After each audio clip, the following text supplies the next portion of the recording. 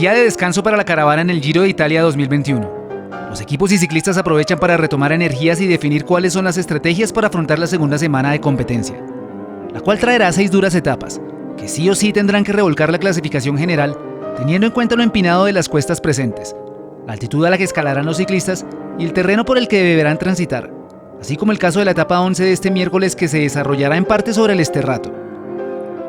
2 son los nombres que inicialmente llaman la atención por el duelo mediático que se ha dado desde antes de comenzar el Giro. Hablamos de Egan Bernal y Remco Evenepoel, quienes hasta ahora han respondido con creces al favoritismo planteado en la previa, siendo el día de hoy el 1 y 2 de la clasificación general individual. Pero no podemos olvidarnos de los demás corredores y centrar toda nuestra atención solo en los 2 punteros. Aunque ya estemos en mitad de carrera, aún no hemos llegado a la parte más dura y las diferencias entre los 15 primeros no son superiores a los 2 minutos.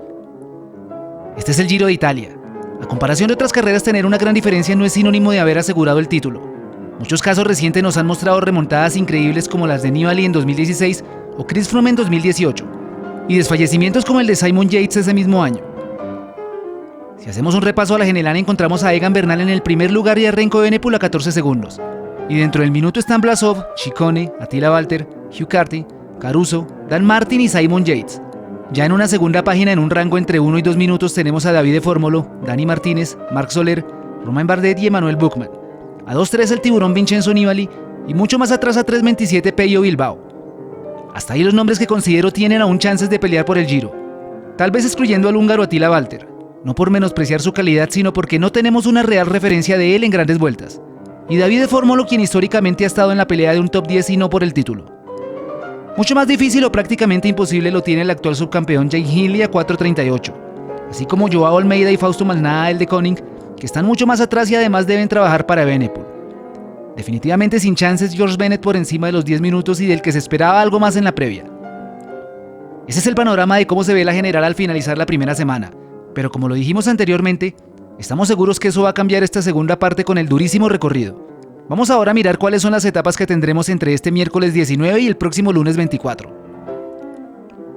La 11ª fracción tendrá inicio en Perugia con 163 kilómetros de trazado, donde la sucesión de colinas será determinante para ver quiénes tienen o no las piernas. Pero lo más atractivo del día serán los 4 tramos de Sterrato, que en total suman 35 kilómetros, 3 de ellos ubicados en ascenso. Una etapa muy a lo Strade Bianche, donde la ventaja la tendrán aquellos ciclistas de corte clasicómano acostumbrados a este tipo de trayectos. E incluso le favorece a Egan Bernal por su pasado en el ciclismo de montaña y por lo visto en la etapa donde se vistió de líder también con final en Sterrato. Una buena oportunidad para hacer diferencias. La etapa 12 del jueves, con 212 kilómetros entre Siena y Bagno di Romagna, traerá 4 puertos de montaña de segunda y de tercera categoría, con la segunda mitad de carrera que incluye un encadenado de 3 puertos y 0 terreno llano, donde una vez empieza a descender uno de ellos, inmediatamente viene la siguiente subida. Sin duda otra etapa en la que ninguno de los capos se puede dormir y en la que seguro alguno de ellos va a entregar la cuchara. El Giro es una carrera de eliminación y esta es una de las trampas adecuadas para ir dejando rivales de peso atrás. Viernes para los velocistas con llegada en Verona. Revisando el gráfico no se observa un solo kilómetro de desnivel. Es una de las últimas oportunidades para que los sprinters puedan hacer su trabajo y no creo que le vayan a dar mucho espacio a la fuga, que por cierto ha coronado varias veces en este Giro. Veremos tomar las riendas a equipos como el Israel Startup Nation, Alpecin Phoenix o el UAE, controlando la carrera para sus embaladores. La etapa 14 llega este día sábado con el salvaje ascenso al monte Soncolán, uno de los puertos más duros en el mundo del ciclismo. La puerta del infierno, como reza el cartel donde comienza la subida, se abre para los ciclistas que aspiran a llevarse el Giro. El puerto, de 13 kilómetros de extensión y un promedio del 9%, presenta en sus últimos 3.000 metros una media con un porcentaje al 13% de desnivel, con algunos sectores y rampas superiores al 25%. Y 50 kilómetros previo a la meta en Soncolán está un puerto de 10 kilómetros al 6% para ir calentando piernas. El domingo habrá algo de respiro, entre comillas, con una etapa que incursiona en territorio esloveno, y ya en la tierra de Pogačar y Roglič un triple paso por un muro de casi 2 kilómetros al 8%. Terreno ideal para que hombres de corte clasicómano y cazadores como Sagan o Diego Ulissi pongan a trabajar a sus equipos. Y para cerrar la segunda semana de competencia, el día lunes llega una etapa determinante para los ciclistas que de verdad quieran ganar el Giro de Italia. Aquí sí que se van a marcar diferencias y vamos a tener la carrera seleccionada en el top 5. 212 kilómetros con 3 puertos de primera y 1 de categoría especial sumarán más de 5.000 metros de desnivel. Apenas se da comienzo a la etapa, se corona el primer puerto en la Croseta con 13 kilómetros al 7%. Ideal para aquellos ciclistas que quieran meterse a la fuga. Eso sí, que ninguno se atreva a buscar en solitario, porque para lo que viene más adelante es necesario contar con un numeroso grupo de hombres bien osados. Luego del primer tercio de carrera viene un encadenado de 3 salvajes puertos, todos por encima de los 2000 metros de altitud sobre el nivel del mar, allá donde el oxígeno escasea y las piernas empiezan a doler.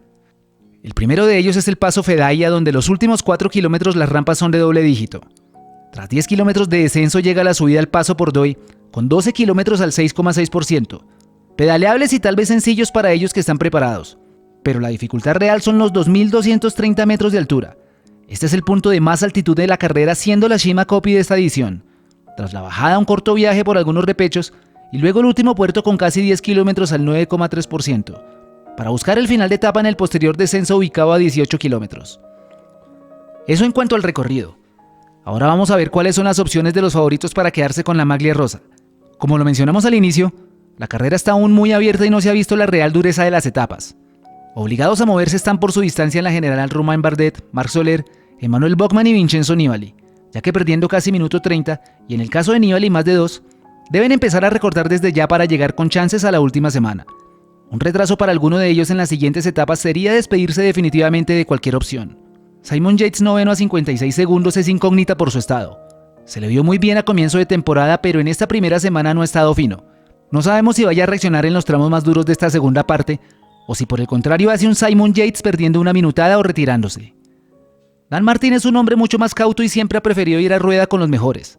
Seguro en esta oportunidad hará lo mismo y evitará lanzar ataques lejanos. 52 segundos son una diferencia remontable en la última semana, y seguro intentará no quedarse atrás para buscar el podio. Ojo que no se quede en alguna bajada. Luego un trío de ciclistas que también intentará guardar las diferencias y que pensando en la última semana querrán mantenerse. Son ellos Carty, Ciccone y Blasov, todos en muy buena condición y con equipos fuertes que los respaldan, sobre todo el Astana del ruso, quien de ellos tres es el que se puede arriesgar a un ataque por la cercanía de la punta estando a 22 segundos.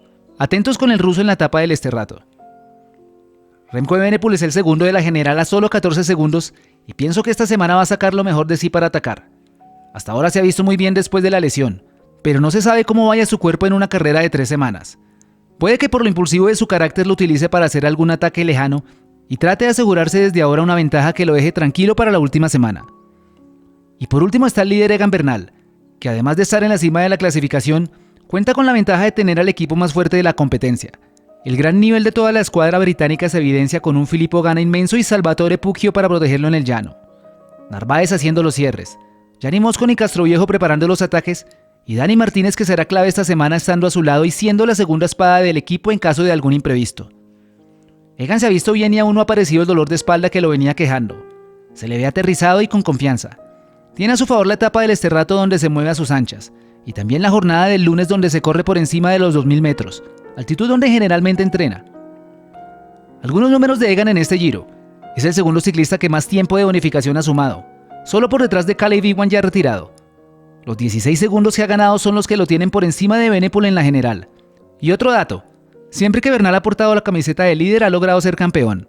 Así lo ha hecho en la Route de Occitanie de 2020, Tour de France, Tour de Suiza y París-Niza en 2019, Tour de California en 2018, Tour del Avenir, Tour de Sibiu y Tour de Saboya en 2017 y Tour de Vior en 2016. Hasta aquí este análisis de la segunda semana. Esperamos que tomes nota y saques tus propias conclusiones. Déjanos tu opinión en los comentarios, seguro que los leemos a todos. Y cuéntanos quién va a llegar a la tercera semana con la camiseta de líder. Egan, Evenepoel, Blasov, Yates. Gracias a todos y nos vemos pronto con el resumen de la 11ª etapa.